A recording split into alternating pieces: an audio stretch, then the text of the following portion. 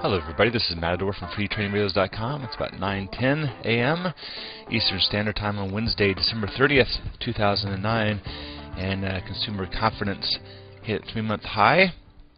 It says that, looking at Yahoo Finance here, that consumers' confidence in the economy rose again in December, fueled by a long-term outlook on jobs that reached the highest level in 2 years.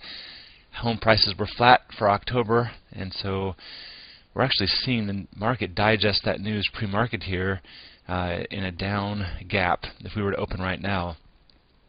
Let's take a look at the S&P 500 ETF from when we closed, and you can see that yesterday is a very, very tight range compared to the amount of sell-off we're seeing this morning, and that support at the 112.60 mark that we had seen, and then a rally back up, and we'll zoom back in just a minute. Ultimately ended up in a sell-off right back to 112.60, chopped there post-market, and now pre-market here we have sold off fairly dramatically all the way back to one test of the 112 mark, and then another rally back up to 112.20. So let's look at that on a higher time frame. A little 15-minute chart here. You can see that very, very good number broken all the way back down, and a good test again of 112, which we'll be watching specifically this morning. Higher time frame yet, the 60-minute chart. So a nice little bounce. So we're looking at a pullback here. So let's take and get rid of that pre and post market data. There we go.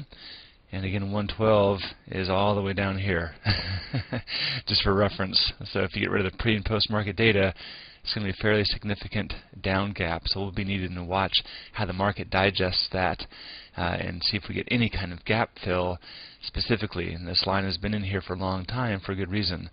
Wow, that's going to be an interesting morning here. So 112, however, on a daily chart is still holding up beautifully.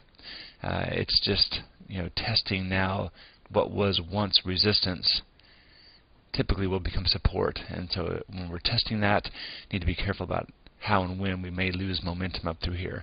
So it's not a disaster by any means to the bull side of things, but it's definitely a test. So good stuff. That's what we'll be watching in the morning, that gap fill if we get one. If not, of course, that will be a different sentiment read.